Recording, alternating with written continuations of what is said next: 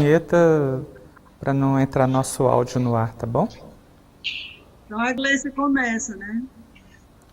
A hora que vocês me virem, porque a gente começou. A hora que entrar a vinheta.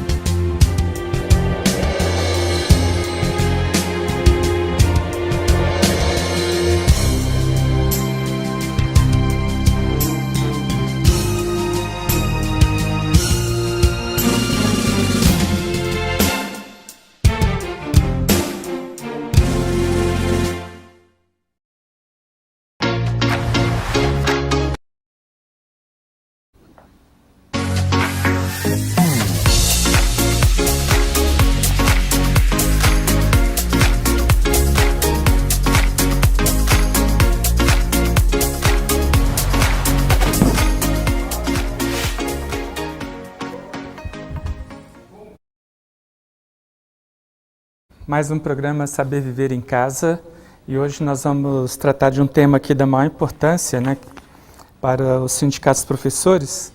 Esse programa é Saber Viver em Casa na época de pandemia, nesse formato, com o Simpro. Nós vamos estar discutindo nessa edição de hoje, 8 de junho, os impactos da pandemia e as contribuições da psicologia escolar. E nós estamos aqui no estúdio para falar conosco com Vanusa Salles, estamos também com Gleicimar Cunha e também com o diretor do sindicato, que é o Samuel Fernandes, né? Todos sabem muito sobre o assunto, um assunto da maior importância aqui para nós e para o sindicato também. Eu queria começar, tendo em vista que tem a Vanusa Salles, né, a Gleicimar Gonçalves, são professoras aqui que nunca participaram da TV Comunitária de Brasília aqui na sua tela e pela primeira vez que estão aqui conosco, pelo que eu estou percebendo. Vanusa Salles é professora da Secretaria de Educação, ex-presidente do Conselho Regional de Psicologia e aí já foi diretora do Simpro também. A Gleicimar é doutoranda do Programa de Pós-Graduação em Processo de Desenvolvimento Humano e Saúde da UNB. Especialista em grupos operativos pelo Instituto de Psicologia Social Picon Riviere e foi professora no curso de Psicologia da Católica por 18 anos, atualmente está no curso, professora, né, do IESB. E o diretor Samuel já está sempre conosco aqui, participando dos programas do Sindicato dos Professores aqui conosco. Sejam todos muito bem-vindos à tela da TV Comunitária do Canal 12 na NET, na fanpage do Simpro, na fanpage da TV, no YouTube também e no site também. Estamos aí na rede, nessa conversa com vocês. Então, dando boas-vindas a todo mundo, vamos conversar com Vanusa. Vanusa, fale um pouquinho quem é você, sobre a sua vida, seu trabalho, né, para a gente conhecer melhor. Olá, boa noite a todas as professoras e professores. Quero saudar os colegas, as colegas, que eu atuo na Secretaria de Educação há 23 anos, exatamente, nos últimos anos como psicóloga escolar, e hoje, que é um dia que marca o nosso retorno remoto às aulas, né? Então, é um privilégio para nós podermos estar aqui nesse diálogo que o Simpro nos possibilita. Quero agradecer ao Simpro por essa oportunidade desse espaço de diálogo que é o saber viver em casa, que nós estamos aqui aprendendo, né? Nós estamos desenvolvendo esse saber também. E é com muita alegria que nós partilhamos esse momento aqui com a Gleicimar, com o Samuel e com todos vocês que nos assistem, que nos ouvem agora. Beleza. Gleicimar, quero ouvir também você um pouco. Ok, boa noite a todos e a todas. Eu quero agradecer aqui ao convite mediado pela Vanusa, né, ao Sindicato dos Professores. Eu, conforme foi comentado, eu sou professora no curso de Psicologia, atualmente no IESB. Tenho 21 anos em salas de aula e a minha área sempre foi a psicologia escolar.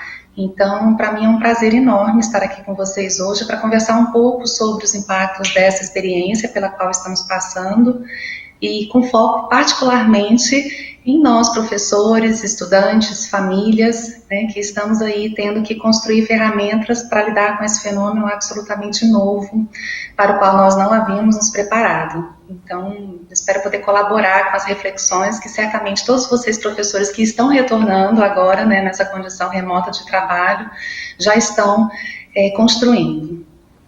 E é bom lembrar sempre, né, nós estamos aí também na tela, no cantinho da TV, fazendo esse trabalho profissional muito bacana. A Viviane agora, daqui a pouquinho, a Mônica, né, as duas dividem a tradução para a língua de Libras. Samuel, a sua presença aqui é fundamental, né, pelo Simpro. Fala um pouco para a gente sobre a importância desse debate de hoje, né, sobre impactos da pandemia na escola, e sobre essa importância da psicologia escolar, o que ela pode contribuir, né, para o Simpro, para os professores, pais de alunos, alunos. Bom, primeiramente, boa noite a todos e a todas, né, que estão em casa acompanhando o nosso programa. Um abraço especial aos professores que retornaram aí no último dia 5 com o teletrabalho. Quero aqui falar que o Simpro está à disposição de cada um de vocês, pois juntos sempre seremos mais fortes. Hoje recebemos muitos telefonemas e mensagens de professores angustiados com esse novo modelo de trabalho que está chegando. Infelizmente, falta por parte do governo dar as condições ideais de trabalho para os nossos profissionais, os profissionais de ensino. Uma boa tarde também ao Paulo Miranda, né, da TV Comunitária, que está sempre debatendo aqui temas importantes para a educação, e as nossas convidadas especiais de hoje, a professora e psicóloga escolar Vanusa, uma grande companheira de luta, também já foi diretora do Simpro, e a professora Gleicimar, que trará também toda a sua experiência na área da psicologia. Sejam bem-vindas, pois tenho certeza que muitos professores e professoras, orientadores e orientadoras educacionais estão em casa querendo ouvi-las. E vocês têm um papel importantíssimo dentro das escolas, né? O psicólogo escolar tem um papel importante e, nesse momento, tem um papel maior ainda, principalmente os alunos e professores com todas as angústias que vem tendo aí por conta dessa pandemia. Bem, professora Vanusa, e depois essa pergunta vale também para a Gleicimar, e ela pode se desdobrar em 3, porque a pergunta, né, é assim: que análise a psicologia escolar pode tecer quanto aos efeitos subjetivos da pandemia nos estudantes, professores e famílias? Quer dizer, a mesma pergunta, mas com 3 setores distintos, apesar de estar todo mundo envolvido numa coisa só, que é a educação, né? Estudantes, professores e famílias. Começando por você, Vanusa, então. Sim, pois não, obrigada. É muito bom, né, Samuel, essa expectativa, e a gente tem aqui o intento de acolher os profissionais da psicologia, e eu quero mandar o meu abraço carinhoso mesmo, para que se sintam abraçados e acolhidos nesse momento, mas eu quero acolher com a minha fala, né? E a psicologia na escola, ou a psicologia escolar, ela é pautada, Paulo, numa atuação de espaços de escuta. Ela depende de uma escuta sensível, como que cada um está lidando com esse momento. E a gente tem percebido que, eu digo sempre que são revoluções por minuto, a cada momento um novo sentimento, e as reações também são distintas. O impacto em cada um é diferenciado. Então, eu vou começar aqui um pouco falando dos professores, e aí eu acho que a Gleice já pode ir decorrendo dos outros atores, até porque ela tem experiência também de ser professora e também de ser mãe, né? Então, os professores, eu vejo que a possibilidade do retorno ao trabalho também é estruturante, tem uma expectativa muito grande de ansiedades, no sentido do novo, tudo é muito novo. Eu tenho uma fala minha que eu estou repetindo, que é o ineditismo. Nós estamos vivendo o ineditismo com essa pandemia. É tudo inédito para a gente, né? Então, a gente precisa ir se organizando e tentando minimamente compreender essas questões. Então, esses espaços de escuta, eles terão que ser criados por todos nós, tanto nós psicólogos, profissionais dentro da escola, como os professores com os seus alunos, como os professores aos professores, e hoje mesmo eu já fiz uma intervenção no nosso coletivo, dizendo da importância do apoio de uns aos outros. Por exemplo, nós estamos tendo que nos organizar para o ambiente virtual, né? Então, criar esses espaços coletivos papel do profissional da psicologia escolar, porque não só o psicólogo vai dar contas, e principalmente das demandas individuais, porque vai haver muitas cobranças nesse sentido e nessa direção. Historicamente, a psicologia escolar, ela fez uma construção que diverge da atuação clínica, então, no atendimento individual. E há muitos anos que nós vimos fazendo essa transição, com os pais, com os professores, para essa escuta sensível, para o acolhimento das demandas, mas principalmente potencializar os sujeitos na coletividade. E os professores, no coletivo que atuam, são muito fortes, são muito potentes, né? E é esse potencial de coletividade que a gente precisa ressaltar, tanto para os professores, para as professoras, para as mães, para os pais, para os estudantes, para os supervisores e coordenadores escolares, porque nós trabalhamos juntamente com eles, né? E nos impulsionarmos. Eu sempre digo que quando a gente se parece tão fraco e tão frágil, a gente encontra em nós mesmos um potencial enorme e uma potencialidade que talvez nos surpreenda, né? Diante do medo, a gente reage. E quando a gente reage, a gente tem respostas, e muitas dessas respostas são qualitativas, a grande maioria. Então, o que eu estou pensando nesse momento é que nós temos que transitar, nós temos que dar um salto para as questões coletivas, mais colaborativos, mais dinâmicos, uma escutativa mais qualificada, com foco na pessoa, com foco no humano. Legal. E os outros dois aspectos, estudantes e famílias, então, Gleicimar, na sua opinião? Para ela já vai decorrendo sobre isso e a gente vai fazendo bate-bola. Isso, legal. Ok, Vanusa. Então, Paulo, na verdade eu vejo que, embora esses subsistemas sejam impactados de modos distintos, existem algumas questões que são comuns, né? Mesmo em se tratando de crianças muito pequenas, elas têm tido acesso às informações, seja pelos noticiários, ou pelas redes sociais, ou pelas conversas que acontecem, por exemplo, na hora da refeição em família. Então, o fato é que todos nós, de algum modo, estamos sendo impactados pela presença da morte, né? É óbvio que essa é a nossa única certeza, no entanto, se trata de um fenômeno que, em geral, a gente nega, a gente não se debruça sobre esse tema. E a Covid, ela traz esse questionamento para a nossa realidade, né? Ela nos pergunta diretamente se a gente está preparado para morrer ou se a gente está preparado para perder alguém muito querido a nós. E aí é evidente que as crianças respondem essas perguntas de modo muito particular. Algumas têm experimentado, e algumas pesquisas, especialmente realizadas na Europa e até mesmo na China, já indiciam esses sintomas, né, como pesadelos, terrores noturnos, medo de sair de casa, né, medo que os seus pais retornem aos trabalhos, porque alguns estão fazendo um trabalho remoto, estão experimentando uma certa irritabilidade, especialmente aquelas que estão podendo realizar o isolamento físico, que foi estabelecido por uma questão até sanitária. Então, são alguns dos sintomas que têm acometido as crianças. E a gente, na condição de cuidador, seja como família ou como professor, a gente precisa estar muito atento a esses sinais, porque eles podem interferir nos processos de ensino e aprendizagem. E aí a gente corre um outro risco, né, sobre o qual a Vanusa já se adiantou e comentou, que tem a ver com o que a gente chama, na psicologia escolar, de patologização do processo. Esses sintomas dos quais eu falo estão sendo construídos nesse contexto social, nesse contexto político e econômico, porque é evidente que essa pandemia não tem uma repercussão apenas em termos de saúde, né? A gente está falando de uma situação que impôs uma série de iniciativas que têm, por sua vez, desdobramentos econômicos, desdobramentos sociais. Então, as crianças que estão podendo, né, vivenciar esse isolamento físico experimentarão alguns desafios aí quando retornarem, e pode ser que esses sintomas as acompanhem.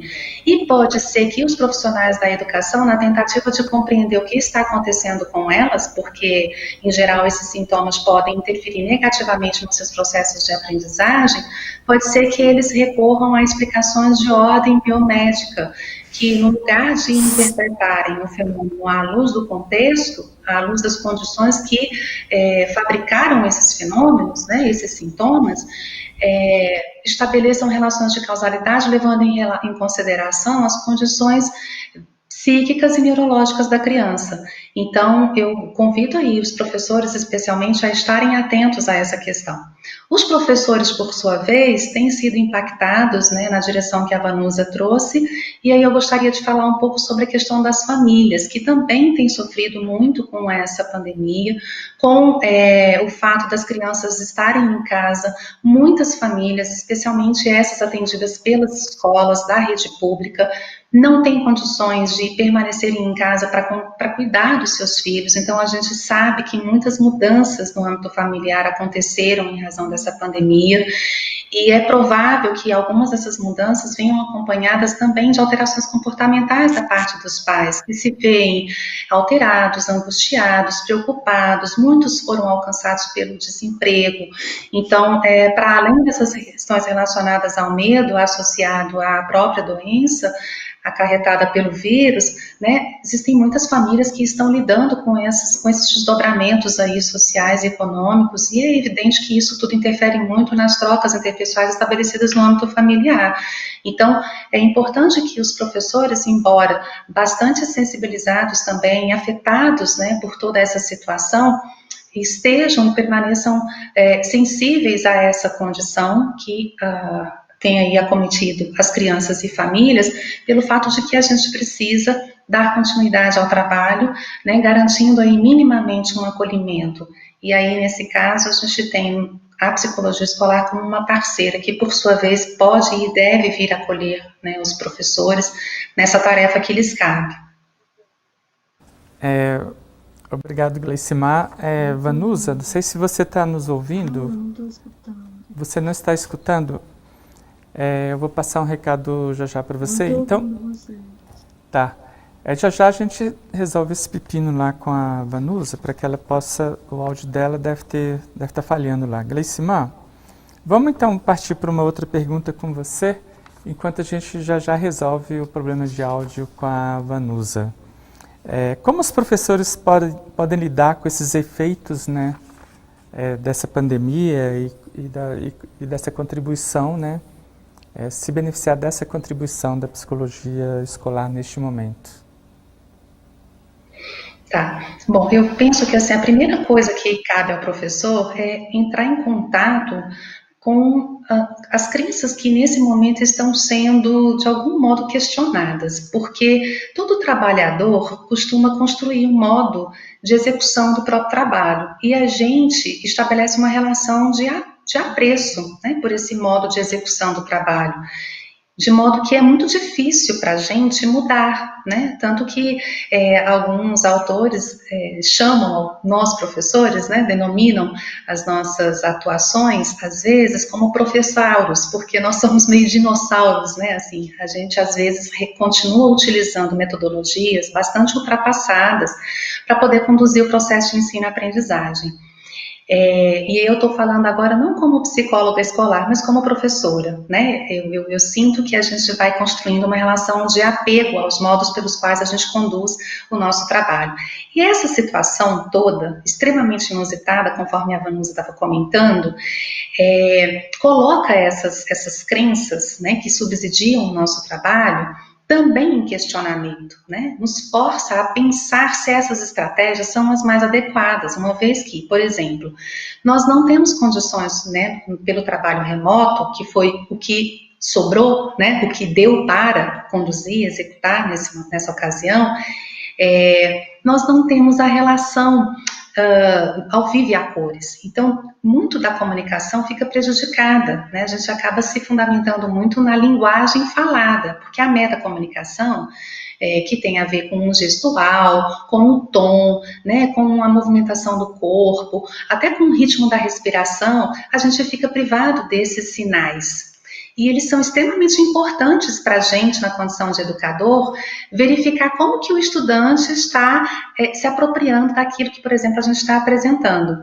Então, eu diria que a comunicação, ela fica bastante prejudicada nessa condição de trabalho remoto. E vocês que estão retornando, né, e que vão precisar se apropriar, né, não apenas dessa tecnologia, que aí eu estou me referindo especialmente às plataformas, né, pelas quais a gente, então, dá continuidade ao trabalho pedagógico, a gente também precisa construir alguns recursos psicológicos para poder lidar com esse novo formato de encontro pedagógico, né, porque, como eu estava comentando, a metacomunicação fica muito prejudicada. Então, como é que a gente faz para suprir essa deficiência? Porque é uma deficiência, né? Na verdade, eu diria que, assim, a gente não consegue suprir. A gente consegue, especialmente nos momentos síncronos com os estudantes pelas plataformas de ensino, checar quando eles se encorajam e ligam seus microfones, a gente consegue checar pela escuta aquilo que eles estão compreendendo, né? Mas, em se tratando de estudantes da rede pública, muitos moradores, né, da periferia, cujas famílias não dispõem de toda essa ferramenta para poder assegurar ao aluno acesso à plataforma, tanto é que a secretaria está lidando com essa possibilidade, né, de encaminhar os trabalhos para os estudantes, tanto indo à casa desses alunos para entregar material reproduzido em folha, como também convidados para irem à escola. Não sei como é que essa logística vai acontecer, mas o fato é que a gente reconhece com todo esse cenário que nem todas as famílias dispõem das ferramentas necessárias para que esse trabalho remoto aconteça a contento. Por quê? Uma das estratégias que a gente pode adotar para minimizar as deficiências, né, desse contexto de ensino e aprendizagem seria a aula síncrona, né, que é complicada de ser viabilizada para todos os alunos. Então, aí tem uma outra questão sobre a qual nos compete pensar, até para a gente preservar a nossa saúde mental e também a qualidade do nosso serviço, que tem a ver com o fato de que nós somos profissionais, nós somos heróis, né? Nós não somos heróis.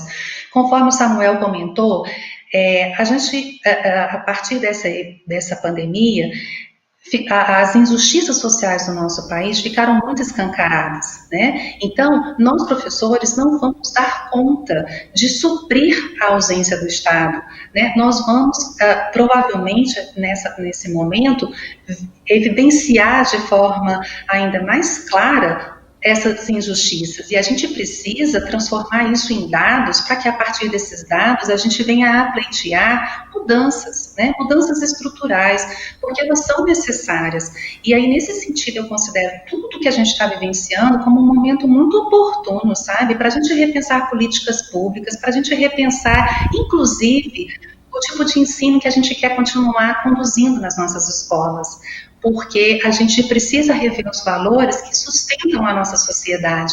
E a escola é, enquanto instituição social, um espaço muito privilegiado nesse sentido. Então, além do que eu comentei a respeito das estratégias que podem ser adotadas pelo professor para minimizar um pouco dessas deficiências, né, decorrentes das restrições mesmo das tecnologias de informação e comunicação que a gente vai precisar fazer uso para dar continuidade ao ensino, é muito importante que também o professor tenha coragem de se questionar quanto aos valores que ele vem trabalhando junto aos seus alunos, o que ele pretende fazer do ponto de vista da adaptação curricular, né? Quer dizer, a gente não vai dar conta de garantir a apresentação de todos os conteúdos previstos, é fundamental que a gente faça aí um ajuste nesse sentido, e embora as aulas estejam a serviço, né, da TV Justiça, por exemplo, enfim, vão acontecer na forma de teleaula, e os professores vão acompanhar os estudantes, né, por outras estratégias, que não a aula propriamente dita, a gente sabe que a gente pode também, mesmo por meio desses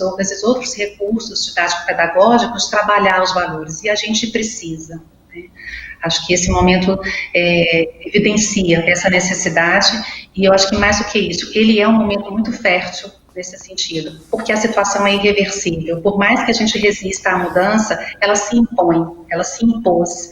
e a gente vai precisar arregaçar as mangas, né, para executar o trabalho. Isso não significa ser herói, isso significa dar continuidade ao nosso trabalho, né, nos fortalecendo coletivamente, nos aliando aos nossos colegas de trabalho, para a gente poder pensar no coletivo estratégias para enfrentar tudo isso, nos respeitando, mas também respeitando o direito do aluno de ter acesso a uma educação com qualidade. Lembrando que educação não se restringe a conteúdos, né? É mais ou menos por aí que eu penso, Paulo. Beleza. Vanusa, e agora? Você está me ouvindo?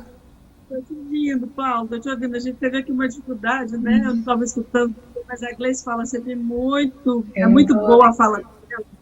E nesse sentido do que ela traz, eu tenho dito que nós não podemos pensar em cumprir ano letivo e conteúdo. Os aprendizados para esse momento são outros. Eu disse isso no grupo da escola e digo para todos vocês que estão nos ouvindo, né? Então, não dá para a gente ficar pensando em cumprimento da atividade pela atividade, na coisificação da escola, no conteudismo e tudo isso. Por exemplo, quando a gente fala em acolher os professores, às vezes fica muito só no verbal, e na prática, a maioria das escolas estão preocupadas no ano letivo, os próprios pais estão repetindo esse discurso, então não é possível. Imagina a gente voltar agora, os professores que vão entrar em diálogo com os alunos, e não falar do que nós estamos vivendo. Não é possível a gente não falar da pandemia com as crianças. E tem um monte de possibilidades, de vídeos, de material aí virtual que pode ser utilizado. Como é que essa criança está se sentindo? A considerar exatamente essa desigualdade que fica escancarada, uma criança que nem tem acesso à internet, por exemplo. Nós estamos fazendo um levantamento na escola que eu trabalho para mapearmos exatamente a situação de cada criança, para a gente poder começar o trabalho minimamente. E com esse cuidado, sabe, Gleicimar, de não deixar que nenhuma criança fique fora da proposta, do trabalho, do que nós estamos construindo, e acima de tudo, né, essa coerência da nossa prática. Cada comunidade tem uma história, tem um construto, então você tem que conhecer, de fato, a vida da tua criança, a vida do teu aluno que tu acompanha, né, e nós temos recebido, inclusive, eu já recebi vários áudios, mensagens das crianças, dizendo que estão com saudade, que querem voltar, e eu acho que nessa mesma ansiedade estão no torno, na condução. Mas o que eu quero deixar como mensagem, como recado, os aprendizados são outros, para esse momento tão significado que nós, inclusive, melhores como pessoas a partir dessa experiência. Nós não podemos sair dessa experiência melhorados. O papel social, e eu acho que a gente tem que ter clareza do papel social da escola, do papel social do psicólogo, né, e de todos os profissionais que compõem o coletivo escolar. Bem, Samuel? Sobre isso? Sim, Samuel. Queria ouvir você também. Então, olha só, a Gleicimar e a Vanusa tocaram em um ponto fundamental, né? A psicologia escolar é fundamental em nossas escolas. É uma pena que nem todas as escolas têm esse profissional fundamental. Esse espaço de escuta será muito importante nesse momento, pois várias famílias estão passando por isso em casa, como a Gleicimar colocou, né? Nas suas famílias, pois as mortes estão acontecendo nas casas dos estudantes e dos nossos professores. O processo de ensino-aprendizagem pode ficar prejudicado por tudo isso. Mas como alcançar esses alunos sem os que não têm os meios de comunicação, os meios tecnológicos necessários? Nós fizemos uma pesquisa, e na nossa pesquisa ela foi realizada entre os dias 23 e 31 de maio, com pais, mães e responsáveis dos estudantes das escolas públicas e privadas de ensino do DF. 10 mil questionários foram respondidos, sendo quase 9 mil da rede pública de ensino. A desigualdade social ficou clara entre esse modelo de ensino remoto, que mostra o quanto é excludente, né? Pois, segundo a nossa pesquisa, 120 mil alunos ficaram de fora, pois não têm acesso à internet ou a nenhum meio tecnológico para acessarem as aulas, né? Então, assim, nós defendemos o isolamento social para diminuir o número de casos da Covid-19, mas o governo propôs para o retorno a distribuição de cópias de atividades, né, aos alunos que não têm acesso à educação mediadas por tecnologias. E, sem dúvida nenhuma, esse vai e vem de papéis entre as 120 mil famílias excluídas e os servidores responsáveis pela entrega poderá aumentar e muito o número de casos de pessoas infectadas pela Covid-19. E nessa mesma pesquisa mostrou que 57% dos estudantes não assistiram às teleaulas disponibilizadas pela Secretaria. E entre os que assistiram, 25% dos pesquisados apenas 25% estão satisfeitos com as teleaulas. Então, assim, esses dados, para encerrar, deixam bem claro que a nossa pesquisa, que o ensino por meio das teleaulas foi reprovado pela maioria dos estudantes, e agora com um novo modelo de ensino remoto proposto pelo governo, irá acentuar mais a desigualdade social, excluindo mais de 120 mil alunos do processo de ensino-aprendizagem. E todos sofrem com isso. Esses números são importantes e impactantes, né? Porque parece que nós estamos no mundo virtual, que todo mundo tem computador, tem telefone, mas o grande problema é o acesso à banda larga, né, que realmente funcione e que consiga abrir todos os arquivos e, além disso, e que tenha um pacote que dê garantia de que o aluno pode abrir um arquivo e ler aquele arquivo todo antes que a banda larga dele caia, né? E muitas vezes a banda larga não consegue abrir nem o site, né? A gente vê tecnologicamente que uma chamada de vídeo se equivale a 300 de áudio, né? Então pesa bastante. Um aluno, para assistir uma teleaula, tem que ter uma boa banda larga, um bom download, e se ele quiser mandar alguma mensagem para o professor dele, ele vai precisar de um bom upload também. Então, quer dizer, tecnologicamente isso reflete na educação, e socialmente as diferenças sociais, as desigualdades sociais ainda são maiores. Eu queria ouvir um pouco a opinião da professora Vanusa e também a Gleicimar, né? E agora está dando tudo certinho para a gente estar se comunicando, né, professora Vanusa? Sobre essa questão, essa pesquisa que o Samuel acabou de falar, né? Uma pesquisa muito boa, né? Muito interessante, Paulo, muito bacana a pesquisa, eu dei uma olhada rápida, e eu acho que o Simpro foi, mais uma vez, foi assertivo no levantamento da pesquisa, em possibilitar a escuta aos pais, né, e compreender, e os pais estão dizendo que só vão levar os seus filhos para a escola com segurança, isso é muito importante, né, e uma das coisas que muito nos preocupam, porque, por exemplo, a escola que eu trabalho, eu quero inclusive fazer uma saudação aqui para os profissionais da Escola Classe 45 de Ceilândia, é uma escola referência no seu IDEB, nos seus resultados, mas nós temos um público muito alto de crianças com deficiência, e eu estou dizendo de crianças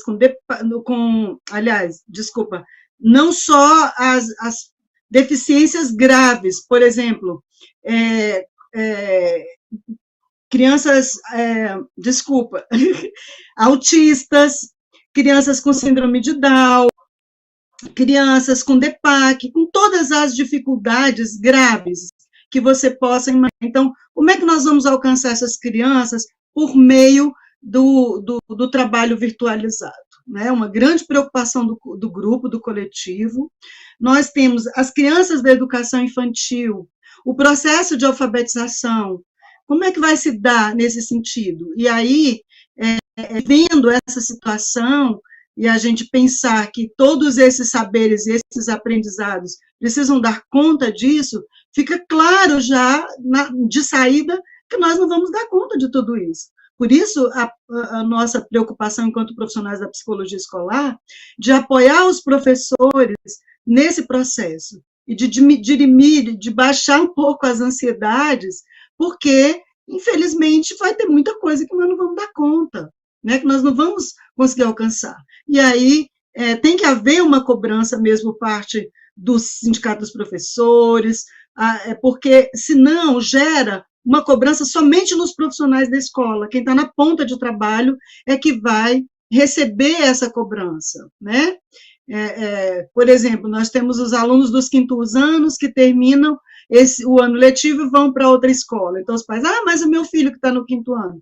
E para nós, do contexto escolar, são todos os estudantes. Da criança que tem deficiência que tem autismo, da criança que não fala, nós temos crianças com síndrome de Down que não são verbais na escola. Como? Como vamos acessá-lo? Então, fica aí os questionamentos, né, para os professores que também estão em situação semelhante. A minha fala é que se acalmem, né, se tranquilizem e vamos fazer o que é possível e cobrar da instância socorro, porque educação é direito de todos e dever do Estado. Está lá na Constituição, está na Carta Magna do nosso país. Né? Então, nós não podemos cobrar dos professores e os professores cobrarem de si mesmo uma responsabilidade que não são deles, que é do Estado. Cleicimar, queria ouvir você também. Então, Paulo, conforme eu estava comentando, né, assim, engajar-se não compreende deixar de pensar e de evidenciar os problemas, e muito menos deixar de viver os dramas existenciais associados a essa pandemia. Eu até receio, porque isso seria o que a gente chama na psicologia de servidão voluntária, né, e que vem acompanhada de muita alienação da parte do profissional. E são estratégias, tanto a servidão voluntária como a alienação, estratégias de enfrentamento das vivências de sofrimento, né, perante essa precarização do trabalho, extremamente precárias também, né, não são estratégias protetivas da saúde do trabalhador e muito menos da qualidade do serviço que ele precisa prestar. Então, eu entendo que essa situação talvez deva ser vivida como uma situação de diagnóstico, né? Quando eu falo que cabe ao professor repensar suas crenças, é porque também ele faz parte de todo esse processo. Então, não se trata, volto a enfatizar, de atuar na condição de herói. Nós não somos heróis, nós somos profissionais, e para executar o nosso trabalho, a gente precisa de boas condições. E o que está sendo colocado aqui nesse momento é que as condições são extremamente precárias, né? Tanto dentro das escolas, como principalmente dentro das casas dos alunos. E nós não podemos levar uma escola para a casa do aluno, gente, não podemos, né? Aquilo que acontece dentro de uma escola só é possível de acontecer lá dentro, né? E aí eu estou me referindo às trocas interpessoais que são estabelecidas entre professores e estudantes, entre os próprios estudantes, entre os professores e os gestores, e os estudantes têm acesso a isso, portanto, ele tem acesso às hierarquias também que caracterizam o ambiente escolar, tem acesso ele precisa se submeter a uma série de regras, de normas, ele usa uniforme, ele tem um momento da aula, do lanche, do recreio, ele tem espaços físicos que ele não dispõe dentro de casa, enfim, não é possível levar uma escola para dentro de casa. Contudo, a gente está sendo convocado a dar continuidade ao processo de escolarização. Existem uma série de questões aí por trás desse apelo, né? A gente sabe que a lógica de mercado atravessa a educação. As escolas privadas não poderiam concordar com a anulação do ano letivo, né? Então, junto com isso, a escola pública acaba também tendo que preservar esse ano letivo, mas como a Vanusa estava comentando, é um momento em que a gente precisa investir em outros tipos de aprendizagem, que não aquele associado exclusivamente aos conteúdos programados para cada ano letivo. Então, eu enfatizo aqui que o engajamento do professor nesse momento talvez seja especialmente de acolher o aluno, aprender junto com o aluno. Acho até que vale a ocasião para a gente poder questionar um pouco esse modelo adultocêntrico, parte do princípio que só o adulto pode ensinar para a criança e o adolescente. Não, nós professores temos muito a aprender com essa geração, inclusive a lidar com as mídias, a lidar com a tecnologia, né? Porque muito do sofrimento que o professor está experimentando nesse momento também tem a ver com as nossas resistências em relação às tecnologias. Muitos de nós fomos educados e formados numa era analógica, e a gente dá aula para uma geração que é digital, né? Então, como é que a gente pode também aproveitar desse momento para nos aproximar mais do aluno e para aprender também com o aluno, para reconstruir essa proposta pedagógica? Então é isso, não se trata de ser herói, mas de ser um profissional que sai da condição de vítima, porque nós estamos sendo atropelados por uma pandemia que impôs aí uma condição de trabalho com a qual a gente, de modo geral, não concorda, porque a gente sabe que a gente vai alcançar uma minoria. Então, vamos aproveitar do ensejo para a gente fazer um belo de um diagnóstico da situação, até para evidenciar quais são os nossos problemas, né? E o que a gente precisa enfrentar para rever esse modelo de educação. conforme eu estava comentando, uma vez que esse modelo tem se revelado ultrapassado, e não fosse isso, talvez nós não estivéssemos, por exemplo, vivendo desdobramentos tão duros, né, em relação a essa pandemia, porque o enfrentamento dela seria melhor conduzido se nós tivéssemos um país que investe mais em educação. Então, de certa forma, os problemas sociais e econômicos associados a essa pandemia também estão correlacionados com a precarização da educação no nosso país. Bem, tem um recadinho aqui, né, que Alda Verlindo postou aqui. Socorro, não há nenhum instrumento jurídico para que não haja esse retorno online. Mais da metade da minha turma não possui internet em casa. E entre arroz e feijão, claro que a família, nesse período de pandemia, de desemprego, de queda na renda familiar, vai cortar o quê? Vai cortar a internet, vai cortar a banda larga, né, que já não presta nesse país. Imagina com uma banda tartaruga. Bem, professoras, tem uma outra pergunta aqui, né, que hoje eu diria uma corrente, um mar, um rio, acho que mais um mar de sentimentos e emoções decorrentes dessa pandemia, né? Como tudo isso pode impactar nos processos de ensino e aprendizagem nas escolas, né, a partir dos alunos? Começar com quem? Quem quer começar? Gleicimar, Vanusa? Vamos lá, então. Vocês duas ficam à vontade. Você quer que eu comece, Vanusa? Bom, eu penso que os efeitos subjetivos são diferentes de acordo com a faixa etária, né, dos nossos estudantes. As crianças recorrem muito ao lúdico, né, à imaginação, então talvez elas estejam melhor preservadas nesse momento. Eu imagino que especialmente o público já ali, né, próximo da adolescência, os pré-adolescentes e adolescentes, estejam vivenciando de modo mais árduo tudo que está acontecendo, porque eles têm aí um entendimento maior da gravidade do cenário, né, e aí com isso eles vivenciam os medos associados a essa experiência de forma muito mais intensa, talvez. Eu estou aqui intuindo e partilhando com vocês as minhas intuições, porque eu não pude ler nenhuma pesquisa nesse sentido, né? Mas considerando o nível de desenvolvimento cognitivo e emocional dos nossos estudantes, eu tenho um pouco essa suspeita. E é claro que isso interfere no engajamento ao processo de ensino e aprendizagem. Mas eu ouso dizer que não tanto a pandemia, mas os desdobramentos dela. Nós temos uma incerteza absurda, né, que se instaurou na nossa sociedade. Muitos dos alunos cujos pais, por exemplo, perderam seus empregos, estão vivendo aí um dilema que é de uma necessidade básica que não está podendo ser suprida. E é claro que isso tem um desdobramento no estudante, uma vez que ele participa desse grupo social, né, de sua família.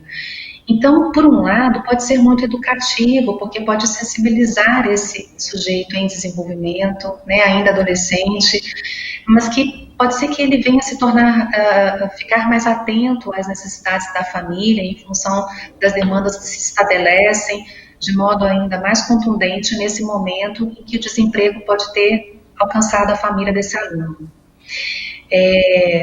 Por outro lado, isso pode levá-lo a um desencajamento da escola, né? Porque nós não temos já há algum tempo uma relação tão direta entre escolarização e empregabilidade. Muito pelo contrário, né? Assim, os alunos têm evidenciado um certo esvaziamento do sentido da escola. Então, para muitos jovens, estudar é tão somente cumprir um script social. Não é muito evidente para muitos alunos para que a escola serve, né? De que modo ela pode contribuir para um projeto de vida da parte desse aluno. E eu suspeito que a situação pela qual a gente está passando torne essas reflexões todas ainda mais aguçadas da parte do jovem, né? Ele não tem sequer, por exemplo, certeza de que os seus responsáveis estarão vivos num futuro breve.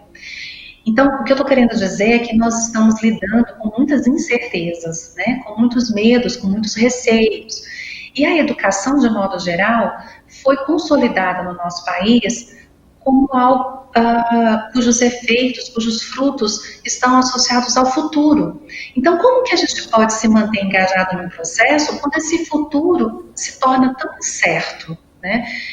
Esse é um outro aspecto que nos convoca na condição de professores a repensarmos o que a gente vai privilegiar nos nossos encontros pedagógicos, ainda que eles sejam espaçados, ainda que eles não alcancem a todos os alunos, muito pelo contrário, alcancem a poucos.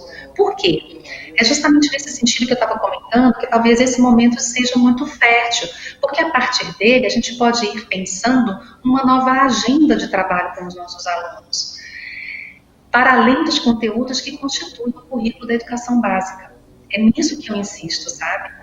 Porque a gente precisa ouvir desse adolescente o que é que nesse momento o interpela, né? Quer dizer, de que modo o cotidiano o provoca, e como que a escola pode, sensível a essas provocações, tomar como parte daquilo que ela se compromete a trabalhar com os alunos, também essas reflexões existenciais, essas questões sobre as quais os adolescentes estão pensando, estão conversando. É uma forma que a gente tem de tornar a escola mais viva, mais comprometida com a vida, com os projetos de vida, com a existência, né? É uma forma que a gente tem de colaborar para a ressignificação do processo de escolarização. A psicologia escolar valoriza muito isso, o estreitamento do diálogo. Nós temos uma escola que, infelizmente, se tornou muito técnica, no sentido de que nós, professores, e muito em função das condições precárias de trabalho, nos restringimos a reproduzir aquilo que a gente já vinha fazendo. Então, seria muito interessante, até para a nossa saúde, porque aí a gente acaba também experimentando muito mais, né, as vivências de prazer, porque isso vem acompanhado de muito significado, de muito sentido. Seria muito interessante que a gente aproveitasse desse ensejo para também repensar esses diálogos que a gente estabelece com os nossos estudantes, os nossos encontros pedagógicos. Bem, Vanusa, você quer falar alguma coisa também sobre esse assunto? Eu já tenho que falar, escutando a Gleice, mais provocada ainda. Paulo, olha só, e tudo que nós estamos trazendo, como a Gleice diz, são reflexões intuitivas, né? Mas eu considero que tem algumas variáveis aí nesse contexto, né? Além dessas questões todas que a Gleice trouxe, eu queria acrescentar as perdas, né? As perdas reais, não só perda de pessoas, mas privações, violências, que a gente sabe quantas famílias que estão, que têm histórico de violência, e a gente, estando no contexto da escola, consegue mediar isso, né? Então, ou nós vamos repensar essa escola que nós queremos, que nós desejamos, e aí isso me remeteu ao Edgar Morin. O Morin escreveu um livro que chama 10 Novas Competências para a Educação, mas isso há uma década atrás. E aí eu estava ouvindo Edgar Morin esses dias, ele deu uma entrevista para o jornal Le Monde. O Edgar Morin talvez seja um dos poucos filósofos vivos, é um filósofo e sociólogo francês, tem 99 anos, e uma das falas dele que me impactou muito foi isso, ele disse, olha, nós estamos vivendo a incerteza do Covid-19, nós não sabemos para onde vai a pandemia, como ela vai se desdobrar, os impactos dela na sociedade, na escola, na economia, enfim. Então, eu trago também esse sentimento para nós, né? Nós também estamos e vivemos esse momento de muitas incertezas numa escola que é possibilitadora de futuro. E aí a fala da Gleice me contempla, porque a gente trabalha com a perspectiva do futuro dentro da escola. E os professores responsáveis por esse futuro das crianças. E aí a gente se depara com um monte de incertezas. Só temos incerteza. A incerteza do momento e a incerteza do futuro, que é o que o Morin traz para a gente na fala dele. Mas eu queria, nesse momento de muita incerteza, dizer da esperança. Eu queria falar da esperança, porque se a gente ficar somente na incerteza, e aí eu acredito no pós-Covid, e que nós vamos ter que transitar em todos esses momentos, é para uma escola melhor, é para a escola que desejamos, e a escola que desenvolva essas competências, que nos possibilite, como profissionais da educação, mas, acima de tudo, corresponsabilizando todos os atores da escola, não só os professores. Nós temos aí os pais, que também são atores do processo, nós temos principalmente o Estado, que é o grande responsável por esse avanço. Nós precisamos dar um salto. Para dar esse salto, nós não podemos fazer sozinhos. Não podemos fazer sozinhos. O coletivo é potente, a escola tem essa potência, mas mapear as possibilidades é possível, se apropriar de tudo isso, mas a Gleice traz uma provocação na sua fala o tempo inteiro, que é, nós precisamos dessas ações para a gente poder transitar para esse outro momento. É importante aí esse papel desenvolvido pelas psicólogas escolares, né, que é um serviço muito importante para o aporte do professor e da professora e dos alunos e da sala de aula, né? Uma pergunta aqui do Simples também, como identificar quando as pessoas que compõem a comunidade escolar realmente necessitam de ajuda profissional, seja do psiquiatra ou psicólogo? Aí eu não sei qual das duas, quem que vai responder essa pergunta para nós. Vocês podem bater bola. Não, eu ia comentar difícil, aqui, né? Eu ia comentar, Vanusa, como você está nas escolas, né? Eu acho que seria interessante também trazer um pouco os sinais que os professores trazem nesse sentido, né? Porque, assim, da parte da psicologia acadêmica, a gente tem, né, assim, uma série de indícios comportamentais a partir dos quais a gente começa a suspeitar que um profissional está em processo de sofrimento e em processo de adoecimento. A gente até diz que o sofrimento normalmente antecede o adoecimento e nele o sujeito ainda está ali batalhando para não adoecer. Então, mais do que prestar atenção nos sinais de adoecimento, a gente tem que prestar atenção no que vem antes, né, que são os sinais de sofrimento. E eu percebo que os profissionais estão extremamente cansados, né? Nós, professores, nos reconhecemos sobrecarregados. E esse momento em que se impõe o trabalho remoto, é muito provável que isso venha a se intensificar, porque o trabalho nessa plataforma virtual de ensino é muito mais desgastante no que diz respeito ao planejamento. O professor precisa dispor de muitas horas para ele poder repensar suas aulas, uma vez que elas precisam acontecer num espaço menor de tempo.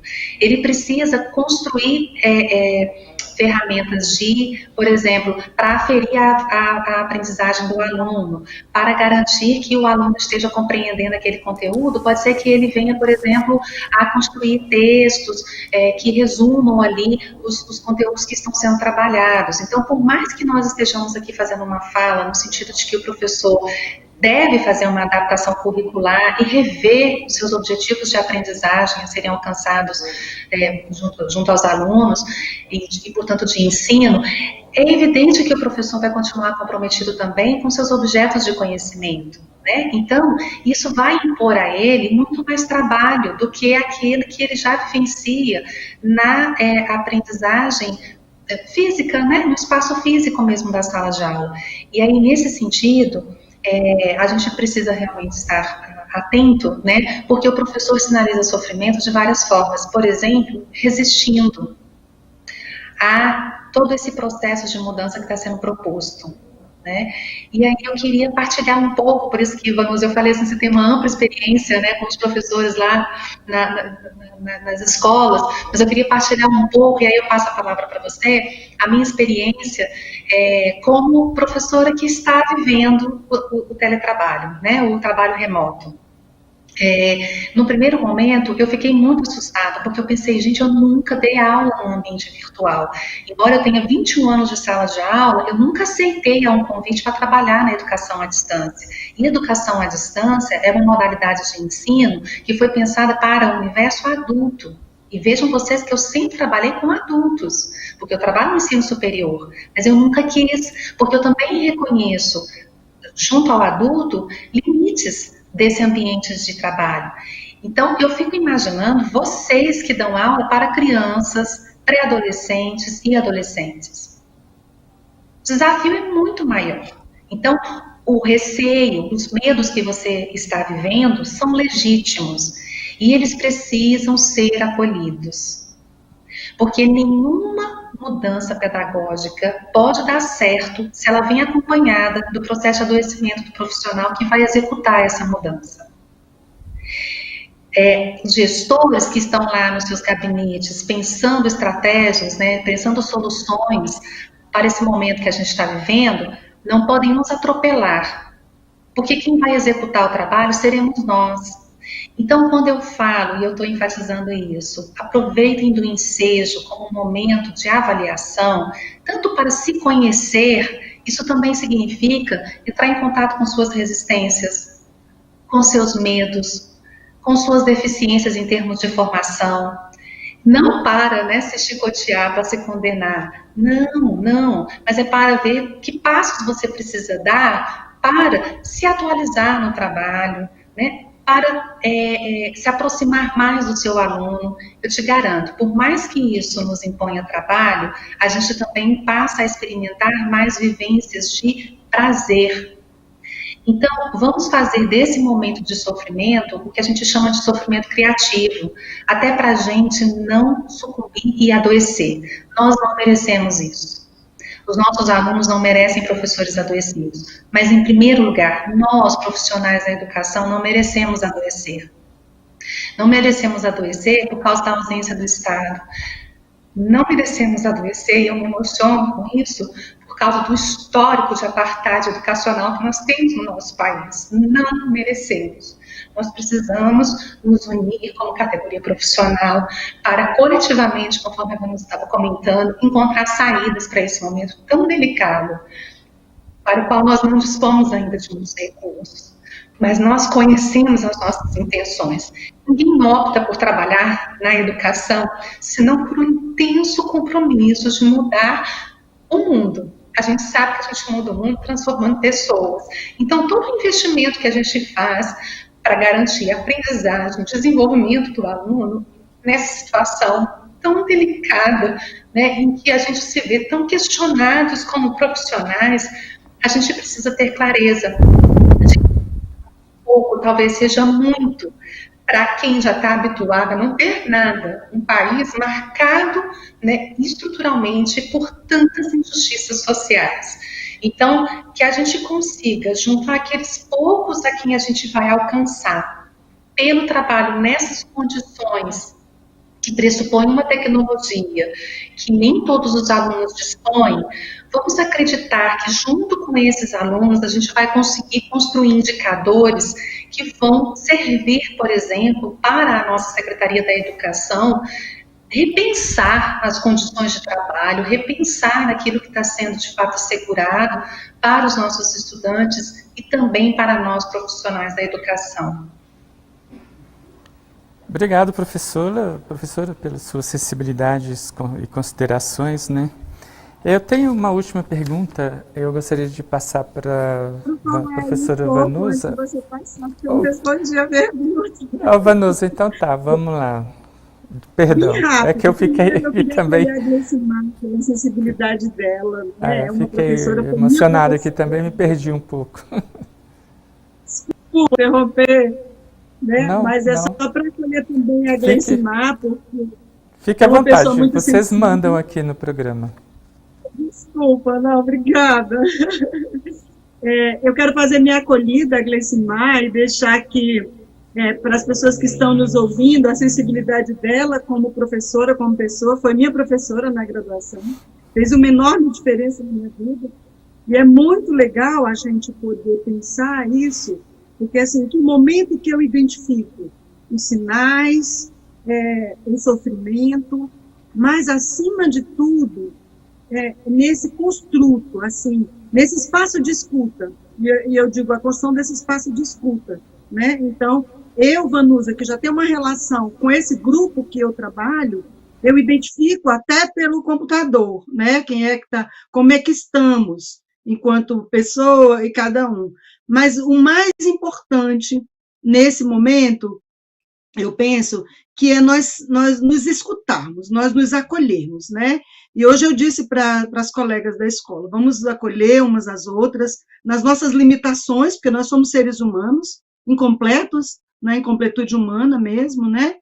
E que nessa volta à atividade, a gente também se reconheça nessa limitação, como um ser incompleto, que nós possamos nos sensibilizar mais uns com os outros, humano com humano, sabe? O que sofre na glicemia dói em mim também, e eu sinto, né? Como se fosse mãe, quando a gente dói no filho da gente, o filho é a segunda pele, dói na gente também, e as professoras têm essa relação com as crianças, mas, acima de tudo, umas com as outras, porque no atendimento do trabalho, a gente consegue identificar isso, um pai que chega, e aí, nesses espaços de escuta que nós vamos construir, e a minha tentativa, enquanto profissional da escola, vai ser essa, também com os pais e com as professoras, e eu tenho a liberdade, no coletivo que trabalho, de dizer para elas quando percebo, se tem mais medo, se tem mais ansiedade. Só para vocês terem uma ideia, as maiores demandas psicológicas que têm chegado aos consultórios virtuais têm sido medo, ansiedade, dificuldade de relacionamentos, autoestima e receio de não dar conta. Eu não vou dar conta de tal situação, de tal coisa, né? O mundo está vivendo essa mesma situação, né? A incerteza. Então, a gente precisa ser sensível à dor do outro, ao sentimento, aos sinais, ao sofrimento, mas, acima de tudo, às potencialidades que cada um tem. Beleza, estamos aí.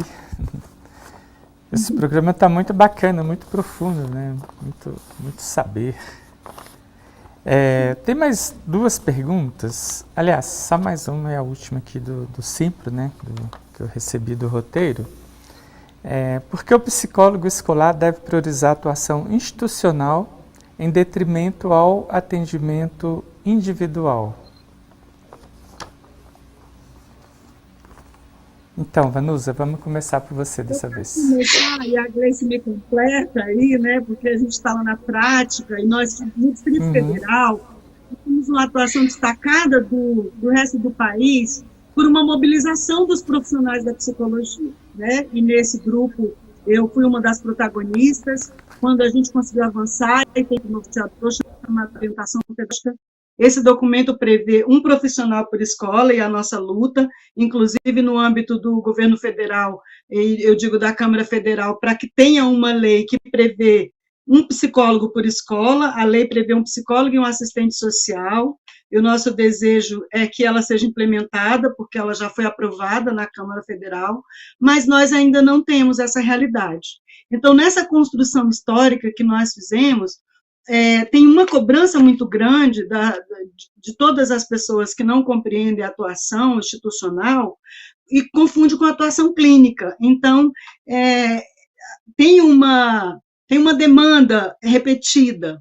E aí, nesta atuação de coletividade, atuação institucional, a expectativa de atuação é, como eu comecei a minha fala, é outra. A nossa escuta é sensível, o nosso acolhimento às demandas é feito, mas dentro do coletivo, dentro do conjunto da escola, porque o nosso grande compromisso é potencializar os sujeitos na coletividade. Então, pense, se eu for agora para o âmbito individual, o que vai acontecer?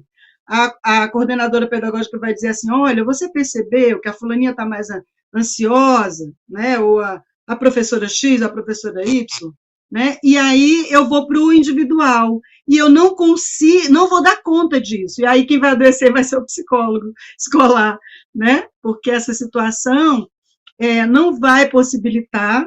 Nós estamos com as demandas individuais mais, eu diria, mais sensíveis também, né? E nessa direção, ou a gente dá o salto qualitativo, que é passar para o outro momento, que é o que eu penso, que nós vamos fazer, democratizar mais as relações e as ações também, né? Porque vai ser nesse espaço de construção de escutas e de modo virtual que nós vamos fazer para a gente poder transitar. E é só nessa ação que a gente vai poder, vai ter que fazer, com o carro em movimento, e a gente vai ter que ficar rodando, e a gente vai ter como estamos fazendo agora, né? É isso, eu queria que a Gleice completasse, porque nós temos um compromisso muito grande dessa construção histórica que nós já fizemos no Distrito Federal, e a nossa psicologia escolar aqui, ou psicologia na educação, ela tem essa cara, ela é marcada por isso, por uma construção histórica dos profissionais, e tudo que nós temos, os protocolos e a atuação na prática dos profissionais, mas precisamos de muito mais profissionais atuando, sim, porque são 600 e quantas escolas, Samanta? 610? Samuel? 682 escolas. Nossa. 682 quase 700 escolas. Veja, 682 e nós não temos 200 profissionais da psicologia. Tá? Então, eu quero deixar aqui esse registro também, porque em algumas orientações dos próprios representantes da Secretaria de Educação, tem uma fala direcionada aos estudantes, dizendo que eles vão ter apoio dos psicólogos, e a gente não tem profissional suficiente para atender todas as demandas. Bom seria que tivéssemos, e a gente deixa aqui o nosso recado para que tenham mesmo, né, mais profissionais, porque para que a gente possa instituir essa psicologia, que é a psicologia escolar real, né, verdadeira. Então, Gleicimar, professora. Bom, eu acho que a Vanusa contemplou em grande medida, né, assim, por que razão a psicologia escolar prioriza ações de caráter institucional, mas eu gostaria de enfatizar um outro aspecto que tem a ver com o modo como a gente entende o desenvolvimento do ser humano. Nós somos pessoas singulares, idiosincráticas, únicas no mundo, porém nós nos constituímos nas relações sociais. Então, os problemas pelos quais a gente passa, os sintomas que a gente pode vir a apresentar, também foram construídos nas relações que a gente estabelece com as outras pessoas. E porque a gente interpreta os fenômenos psicológicos dessa forma, psicossocial, a gente também pensa estratégias de avaliação e de intervenção que privilegiem as trocas interpessoais. Então, é claro que são muitas as circunstâncias em que o sujeito que apresenta uma determinada sintomatologia vai se beneficiar mais de um atendimento individual. Isso não significa, no entanto, que o psicólogo que vai realizar esse atendimento individual, que pode, inclusive, acontecer no âmbito escolar, vai deixar de lado esse contexto social maior no âmbito do qual esses sintomas foram fabricados. E, por outro lado, conforme a Vanusa estava comentando, é muito arriscado a gente estabelecer esse tipo de trabalho individual, porque são muitas as queixas que emergem no cotidiano da escola. E se a gente sucumbe a esse apelo de atendimento individual mediante essas queixas, a gente corre o risco, mesmo se tratando de uma escola pequena, de não assegurar intervenção a todos os estudantes. Então, também para otimizar o nosso trabalho, a gente tem buscado construir intervenções que priorizam os grupos, né? Os grupos de estudantes, os grupos de professores, os grupos de pais, pensando também no valor dessas trocas, no âmbito das quais os sintomas são construídos, mas também as soluções. Então, quanto mais a gente investe nesse tipo de intervenção, tanto mais chances o nosso trabalho também tem de dar certo, porque é uma questão até de coerência conceitual. Como nós nos constituímos nas relações, então por que não pensar também as intervenções nessas mesmas relações? Um pouco por aí, sabe? Até para a gente também parar de individualizar problemas que são realmente de natureza institucional. Às vezes até extrapolam os muros da escola, porque tem muitas questões que são materializadas por um aluno na forma de um sintoma, mas que tem a ver com políticas públicas, por exemplo, né? Com o autoritarismo pelo qual as políticas são estabelecidas. Então, quando os professores, por exemplo, se sentem muito atropelados na sua prática profissional, pode ser que eles venham a manifestar um sintoma, né? Esse sintoma cabe ao psicólogo escolar. Bom, mas se ele está associado com outras questões que não de ordem interna a esse sujeito, é necessário que a gente, na condição de psicólogo escolar amplie o olhar, assim como também a intervenção a ser realizada. Beleza, professora, nós chegamos ao fim, né? Professora Vanusa, acho que travou. Professora Vanusa, está me ouvindo já de novo? Está tudo normal contigo? Ou sua internet travou? Paulo, Oi? tem como falar rapidinho, 2 minutinhos sobre a Sim, pesquisa, eu a dor da gente? queria encaminhar para que cada um possa finalizar, né? Por isso que eu estou tentando aqui falar com a professora Vanusa, porque eu acho que ela está travada lá. Não escuto mais você. A gente ouve a professora falando, mas ela não nos ouve. Voltou de novo, travou de novo o áudio dela. Bem, professora, eu agradeço muito a sua presença, né, a Vanusa, aqui. Eu queria ouvir, então, a sua consideração final, o que você tem a dizer, Samuel, e depois eu vou pedir para a professora para a gente poder concluir também o recado final dela para nós. Ok, Paulo. Então, assim, com tudo isso que foi falado, em especial sobre o adoecimento do profissional da educação no ambiente de trabalho, é muito importante aos professores e orientadores educacionais participarem da nossa pesquisa que eu vou falar agora. A pesquisa intitulada A Dor da Gente. Ela foi pensada e criada para investigar as causas do adoecimento da nossa categoria.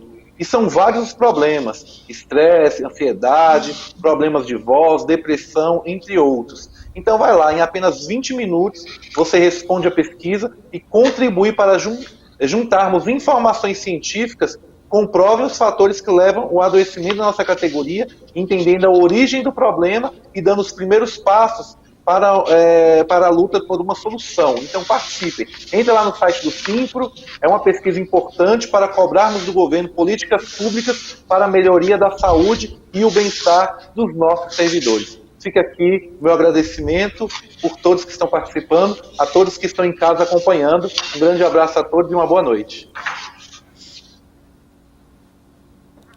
Professora, pode falar, vamos ver se ela consegue. Eu mandei um zap para você. Eu não escuto mais vocês. Mas a gente te ouve.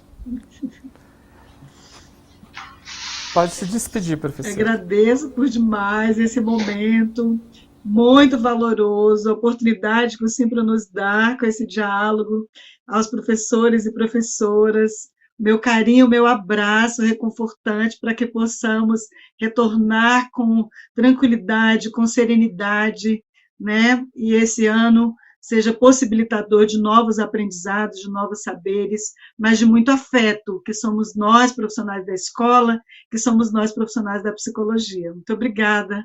Boa noite a todos. Quem puder, fique em casa. Obrigado. Professora Gleicimar, eu queria ouvir suas considerações finais, seu recado para a TV Comunitários, professores, alunos, pais de alunos e quem está nos assistindo. Ok, bom, eu também quero agradecer pela oportunidade de ter partilhado com vocês algumas das reflexões que eu tenho construído, não apenas como professora de psicologia, psicóloga, mas também como mãe e cidadã, que estou junto com vocês vivendo toda essa situação. Quero agradecer a todos os professores. Eu fiz toda a minha formação na rede pública, né? Eu estudei a vida inteira na rede pública. Embora eu trabalhe em instituição privada, eu nunca fui aluna de instituição privada. E eu sou muito grata a cada professor que passou pela minha vida, né? Eu acho que a gente está num momento muito privilegiado em termos de construção de memórias. E eu tenho me perguntado muito como professora, que memórias eu quero deixar nos meus alunos? Como eu gostaria que eles se lembrassem de mim num futuro próximo, né? Num futuro em que a gente vai estar, se Deus quiser, narrando tudo isso que a gente está vivendo. Então, essa pergunta eu tenho me feito diariamente e ela tem me ajudado a enfrentar toda a dificuldade que eu ainda experimento cada vez que eu me coloco em frente ao computador para dar aula para uma turma que eu não estou vendo, né? Eles me veem, mas eu não os vejo. E isso é muito angustiante e tem me ajudado a lidar com esse cenário, essa pergunta, porque eu me lembro de muitas coisas que foram ensinadas pelos meus professores. Eu tenho inúmeras memórias, e vocês me perdoem, mas eu sou uma pessoa que chora.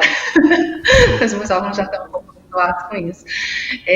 Mas, enfim, é isso. Eu sou sensível. Mas eu tenho me beneficiado dessa pergunta, né? Que memórias eu quero deixar junto aos meus alunos? que tipo de narrativas eles estão construindo enquanto eu estou com eles. Eu acho que isso nos ajuda como um balizador daquilo que a gente pretende fazer e a começar por nós mesmos, né? Que tipo de acolhimento eu posso fazer a mim mesma, conforme a Vanusa estava comentando. E você, pai e mãe, também não se cobrem ser professores, porque vocês não são. Nós temos uma instituição social que foi pensada e consolidada historicamente para dar conta dessa função, né? De perpetuar os saberes construídos ao longo da história da humanidade, saberes científicos, saber filosófico, saber artístico, acolhendo inclusive o senso comum, o conhecimento religioso. E vocês, pais, até pode ser que vocês sejam também, né, professores, mas a maioria não é. Então não se cobre também ser professor, porque você não é. Né? A gente precisa identificar dentro das nossas funções sociais o que a gente pode fazer e o que a gente dá conta de fazer. Acho que esse é um caminho de respeito. Como a gente pode e deve aproveitar de toda essa situação para se melhorar como pessoa no mundo, acho que uma das primeiras coisas que a gente precisa fazer é resgatar o valor da empatia. Nós nos constituímos nas relações, então a alteridade, ou seja, o outro, tem um valor muito importante. Eu não sou sem o outro, eu sou com o outro, né? Então, eu comecei agradecendo a vocês, professores, por todas as boas memórias que vocês me deixaram, e eu fico aqui desejando que vocês deem continuidade a esse trabalho, que vocês, pais, consigam, nas condições que vocês dispõem, né, acolherem os seus filhos naquilo que é possível, entendendo que muita coisa vai ficar realmente de lado nesse momento. Não é possível a gente reeditar uma escola dentro da nossa casa. Então, também tenha paciência consigo nesse sentido, né? E respeite-se para que você também possa respeitar o outro. A empatia não é possível de ser vivenciada se a gente não a experimenta com a gente mesmo. Muito obrigada, um abraço, ainda que virtual, e eu empatizo com o apelo da Vanusa. Se você puder, permaneça em casa. Bem, Samuel, obrigado, professoras. Eu não escuto mais vocês me ouvem, eu não ouvi mais. E são essas questões das lives que estão acontecendo, principalmente nesse horário, né? Mas eu quero agradecer mais uma vez pela oportunidade de estar aqui nesse momento, por esse espaço que o Simpro nos possibilita, e que nós possamos construir outros espaços, né? Eu digo que a escola ela só existe pelas crianças, e é só pelas crianças que nós estamos na escola. Então, que nós possamos ser mais humanos, que essa volta às atividades remotas nos possibilite afetos circulantes, esperanças, contagiar as crianças em aprender coisas que, enquanto elas estão em casa, né, elas podem ter desejo, ter prazer, para que nós possamos transitar para esse momento, para que nós possamos ser melhores como pessoas e que a escola seja também esse espaço circulante de desejos, de sonhos e de futuro. Muito obrigada. Obrigado a você pela sua presença. Você não está nos ouvindo. Eu agradeço muito também a presença da professora Gleicimar Cunha, né, nesse programa do Simpro. E eu queria ouvir a palavra final do Samuel, que nos deu aí excelentes informações sobre essas pesquisas do sindicato. Samuel, qual a sua fala final aqui nesse programa TV Simpro? Aliás, Saber Viver em Casa, do Sindicato dos Professores. Paulo, foi muito importante esse debate de hoje, com a presença aí de duas professoras, psicóloga escolar, inclusive a Vanusa Salles, né? Nesse momento de pandemia, é fundamental que todos fiquem em casa e uns abracem aos outros também nas escolas, no caso nas escolas virtuais, né? Nesse momento todos aí estão se encontrando através de lives e um tem que abraçar o outro nesses momentos de dificuldades. Então quero agradecer aí a participação de todos mais uma vez e sempre que precisar pode contar conosco no Simpro. Grande abraço e boa noite. Obrigado a todos vocês que participaram aqui desse programa, né? A professora Gleicimar Cunha, do IESB, a professora Vanusa Salles, da Rede de Educação Pública do DF, ao diretor do Simpro, Samuel Fernandes, e a todos vocês que nos assistiram mais um programa Saber Viver em Casa. Eu agradeço muito pela audiência e continue aqui na tela da TV Comunitária de Brasília e compartilhem esse link para aumentar a audiência do Simpro. Curtam a página da TV Comunitária de Brasília no site, curtam lá no Facebook, curtam também no Facebook a página do Simpro, se você ainda não fez isso. Então, fica aqui mais um Saber Viver em Casa nesse formato de pandemia e de quarentena em casa. Um grande abraço a todos e muito obrigado pela sua audiência.